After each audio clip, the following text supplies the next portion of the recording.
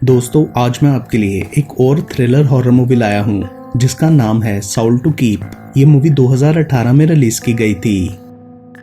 Film के start में हम दो लड़कियों को किसी से डर कर एक क्लोजेट में छुपा हुआ देखते हैं। वो दोनों बहुत ज्यादा डरी हुई थीं। एक लड़की दूसरी को बताती है कि वो बाहर आ चुकी है। फिर बाहर से उन्हें कुछ आवाजें आती हैं और तभी कोई अचानक से क्लोजेट का दरवाजा खोल देता है। इसके साथ ही सीन कट ऑफ हो जाता है। देन फिल्म के टाइटल्स में हम एक बुक को देखते हैं जिसमें वर्ल्ड वॉर 2 के दिनों के किसी डेमन का जिक्र था और ये भी बताया गया था कि उसे कैसे बुलाया जाता है और वो कैसे लोगों को पोजेस करता है। अगले सीन में मूवी स्टार्ट होती है और हम एक ग्रुप ऑफ फ्रेंड्स को देखते हैं जो वीकेंड गुजारने कंट्री साइड जा रहे थे। जोश, फ्रेडी, तारा और एरन एक गाड़ी में थे और टॉबी, किम्बरले, ग्रेस और ब्रेंडन दूसरी कार में। इनमें जोश और एरन ट्विन बहन भाई थे और वो अपने फ्रेंड्स को कंट्री साइड के घर में लेकर जा रहे थे। वो घर उनके ग्रैंडफादर का था जो काफी टाइम से बंद पड़ा था। वो अपने ग्रैंडफादर को पॉप बुलाते थे। तारा जॉश की गर्लफ्रेंड थी और वो डेफ भी थी, लेकिन फिर भी उन दोनों में बहुत प्यार था। फार्म हाउस पहुंचकर वो लोग कार से अपना सामान उठाने लगते हैं। वो जगह काफी बड़ी थी मगर ज्यादातर चीजें टूटी फूटी थीं और पुरानी थीं। जोश बताता है कि मैं यहाँ तकरीबन 10 साल बाद आया हूँ क्योंकि उनके पॉप के मरने के बाद यहाँ कोई नहीं रहता था।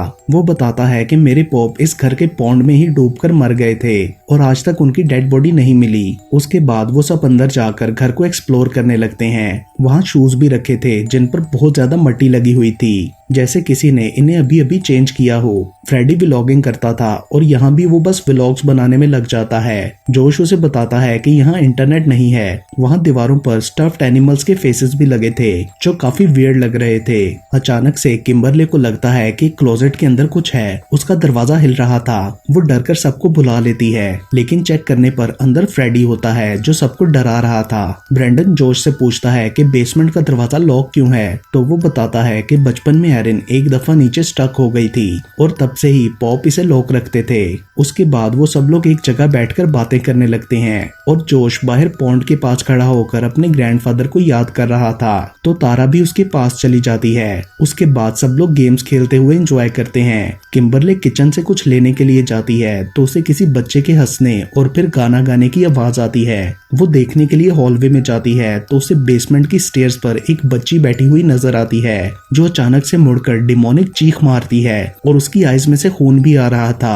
किम्बरले ये देखकर बुरी तरह डरकर चीखने लगती है, मगर तभी हम देखते हैं कि वो किचन में ही खड़ी है और ये सिर्फ उसका विजन था। रात को वो सब ड्रग्स और ड्रिंक्स के साथ डांस पार्टी करते हैं। उसके बाद एरन और ग्रेस बाहर एक रूम में जाती हैं जहां वो अपने बचपन को याद करती हैं। वो दोनों बचपन की दोस्त थीं और इस घर में खेला करती थीं। ब्रेंडन ग्रेस का बॉयफ्रेंड था और एरिन उससे कहती है कि तुम ब्रेंडन के साथ क्यों हो, वो तुम्हारे टाइप का नहीं है। इसकी जगह कोई और भी हो सकता था जो तुम्हारी हर ख्वाहिश पूरी करता। मगर ग्रेस कहती है कि मैं इसी के साथ रहना चाहती हूँ। अगले सीन में एरिन हॉलवे में स्टेयर्स के पास होती है और उसे बचपन का कोई डरावना ख्याल आता है जिसे याद करके वो रोने लगती है। उधर तारा को भी बाथरूम में पर्दे के पीछे किसी के होने का एहसास होता है, लेकिन चेक करने पर वहाँ कोई भी नहीं होता। तभी जोश वहाँ अचानक से आकर उसे डरा देता है। तारा उससे कहती है कि मुझे ये घर थोड़ा क्रीपी लग रहा है। जोश उसे कहता है कि ऐसा कुछ नहीं है, मगर तभी सारे घर की लाइट्स बंद हो जाती हैं और उन्हें एरिन की चीख सुनाई देती है। सब लोग भागकर जाते हैं तो एरिन बेसमेंट के पास खड़ी होती है और बताती है कि मैं लाइट जाने से डर गई। उसके बाद जोश पुराने फ्रीजर में से बेसमेंट की चाबी लेकर नीचे लाइट चेक करने जाता है। उसे लग रहा था कि फ्यूज डाउन हो गया होगा।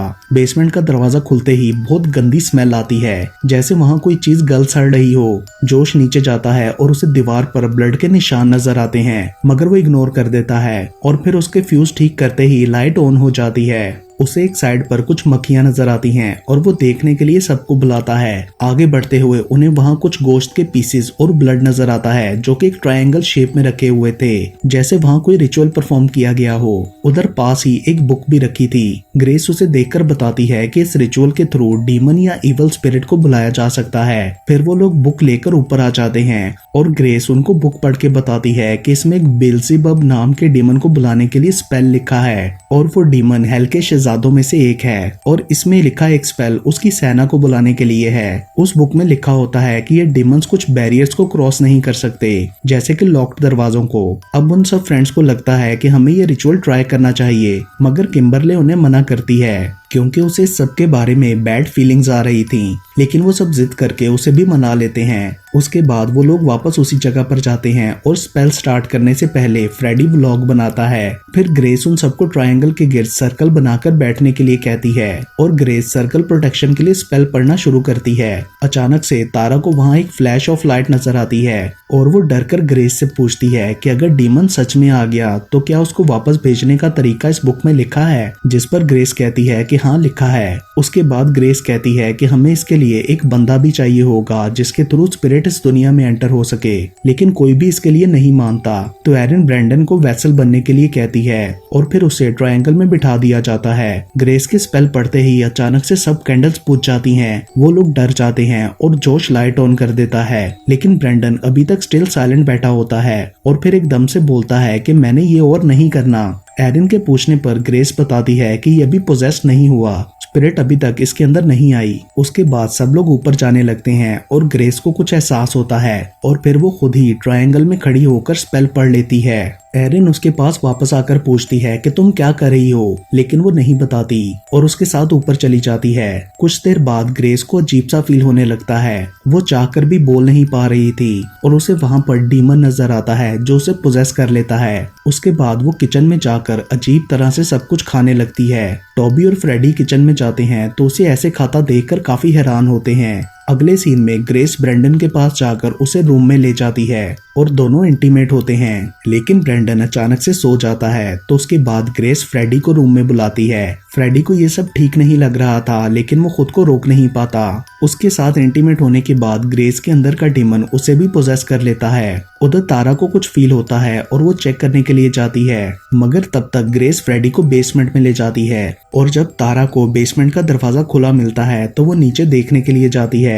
वहाँ फ्रेडी को उस ट्रायंगल में बेहोश लेटा देखकर वो डर जाती है और वापस ऊपर जाकर बाकी सबको बताती है, लेकिन सबके वहाँ पहुँचने पर फ्रेडी वहाँ से गायब था और उन्हें लगता है कि वो अपने व्लॉग के लिए कोई प्रैंक कर रहा होगा। अगली सुबह ग्रेस वुड्स में जाती है जहाँ पोजेस फ्रेडी होता है और वो दोनों इंटीमेट होते हैं। अगले सीन में हम जोश को किचन में देखते हैं जहां ग्रेस उसे भी सेड्यूस करने की कोशिश करती है। जोश उसे मना करता है और तभी तारा भी वहां आकर ये सब देख लेती है। जोश ग्रेस पर गुस्सा करते हुए तारा को मनाने चला जाता है। उसके बाद ग्रेस लाउंज में तारा से सॉरी करती है और तभी ब्रैंडन वहां आकर उनकी बात सुन लेता है और जोश से लड़ने लगता है, मगर ग्रेस उसे कहती है कि ये जोश ने नहीं, मैंने किया था, और फिर वो ब्रैंडन से बदतमीजी करती है। दूसरी तरफ किम्बरले वुड्स में योगा कर रही होती है कि तभी फ्रेडी डिमोनिकली उसके सामने आ जाता है। वो डरकर चीख मारती है, लेकिन फ्रेडी उसे पोजेस करके बेहोश कर देता है। ये डीमन जिसने फ्रेडी को पोजेस किया था ये एक्चुअली में लोगों की साउल निगल लेता था।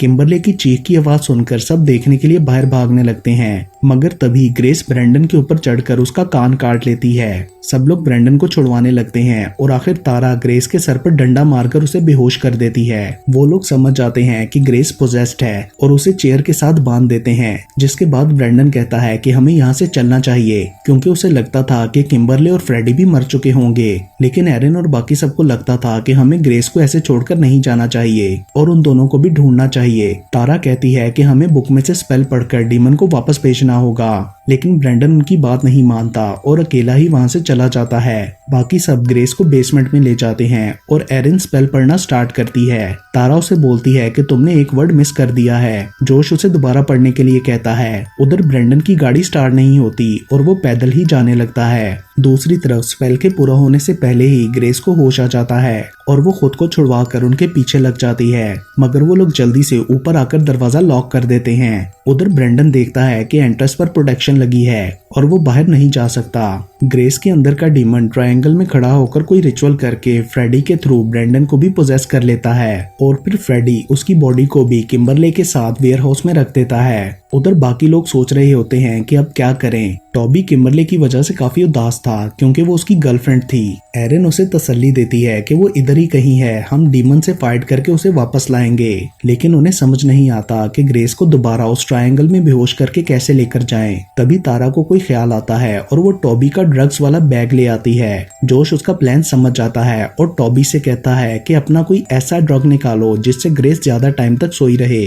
और फिर वो टॉबी को वो ड्रग लिक्विफाई करने के लिए कहते हैं ताकि ग्रेस को इंजेक्ट कर सकें, और खुद वो स्टोर रूम से गन लेने के लिए जाता है ताकि अगर ये प्लान काम ना किया तो वो ग्रेस को मार देगा। एरिन उसके पीछे जाकर उसे रोकने की कोशिश करती है और उधर तारा उस बुक में से वो स्पेल याद करने लगती है। जोश एरिन की बात नहीं मानता और गन्स निकालकर लोड कर लेता है। एक गन खुद रख के दूसरी एरिन को दे देता है। दूसरी तरफ टॉबी को बाहर से किम्बरले की आवाज आती है जो उसे दरवाजा खोलने के लिए कह रही थी। वो जल्दी से दरवाजा खोल देता है मगर वहाँ फ्रेडी था और वो अंदर आकर उसे पकड़ लेता है। टॉबी तारा को वहाँ से भागने के लिए कहता है लेकिन क्योंकि वो डेफ थी इसलिए नहीं सुन पाती, मगर जोश उसकी आवाज सुन लेता है और जल्दी से अंदर की तरफ भागता है। फ्रेडी टॉबी को बेहोश करके तारा की तरफ बढ़ने लगता है लेकिन तभी जोश आकर उसे पकड़ लेता है। दोनों में काफी फाइट होती है और जोश एरिन से फ्रेडी को मारने के लिए कहता है मगर वो ऐसा नहीं करती और फ्रेडी जोश की साउल लेकर उसे भी पोजेस करने लगता है। तभी तारा वो ड्रग लाकर उसमें इंजेक्ट कर देती है और फ्रेडी फौरन बेहोश हो जाता है। उसके बाद वो दोनों टॉबी को चेक करते हैं जो कि बेहोश था। देन जोश उन दोनों को छुपने का कहकर खुद अकेला नीचे ग्रेस को मारने के लिए जाता है। उसके नीचे जाते ही तारा दरवाजा दोबारा लॉक कर देती है और एरिन और वो ऊपर एक क्लोजेट में छुप जाती हैं। नीचे जोश ग्रेस को देखकर गोली चलाता है मगर गोली नहीं चलती और वो उसे भी पोजेस कर लेती है।